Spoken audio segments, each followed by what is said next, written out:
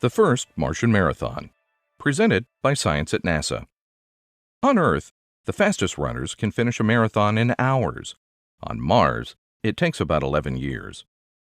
On Tuesday, March 24, 2015, NASA's Mars rover Opportunity completed its first Red Planet Marathon, 26.219 miles, with a finish time of roughly 11 years and 2 months.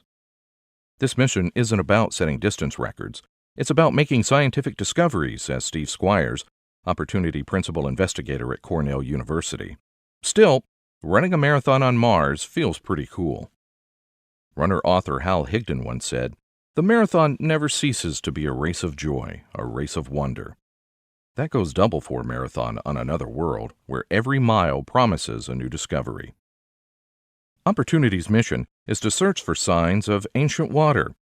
Today, the red planet has a breathtakingly thin atmosphere, with conditions deadly to almost every known form of life on Earth. Billions of years ago, however, things might have been different. Many researchers believe that Mars was once warmer, wetter, and friendlier to potential Martian life. Opportunity's job is to search for clues to that ancient time. Like many long-distance runners, Opportunity likes to take it slow. On a typical drive day, the rover travels only 50 to 100 meters. This gives the rover time to safely traverse the rocky terrain, pause, and look for the unknown. True to form, the long-lived rover surpassed the marathon mark during a drive of only 46.9 meters, or 154 feet.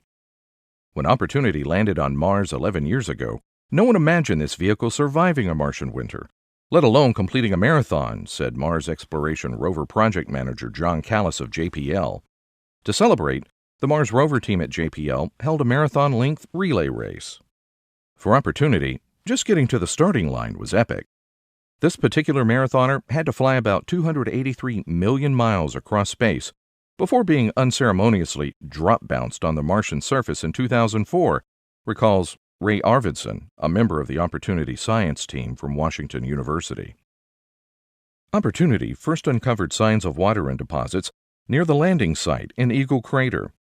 There were rocks that seemed to have formed in an ancient shallow lake, albeit too acidic for life. Next, mission planners set their sights on Endeavour Crater, an enormous pit 14 miles wide and hundreds of meters deep. Endeavour's depth would offer a look farther back into the history of Mars, to a time when the water was possibly less acidic. The marathon route, crossing Mars' Meridiani Plain to Endeavour, was a daring trek, with no aid stations anywhere. Raging dust storms reduced the rover's solar power so much that Opportunity almost entered the sleep of death. Soft, sandy, wind-blown ripples trapped the rover's wheels, and there was an injury, a failure in Opportunity's right front steering actuator, which made running forward tricky. Ever resourceful, the rover ran part of its race backwards.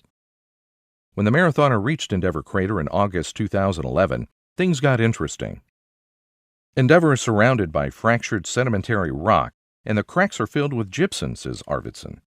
Gypsum forms when groundwater comes up and fills cracks in the ground, so this was good evidence for liquid water. Moreover, the gypsum veins were likely formed in conditions less acidic and possibly more hospitable to life. Jackpot! What's next? Opportunity is still going strong as it heads for a gap in the rim of Endeavour Crater, where the rover will explore clay deposits for more signs of ancient water.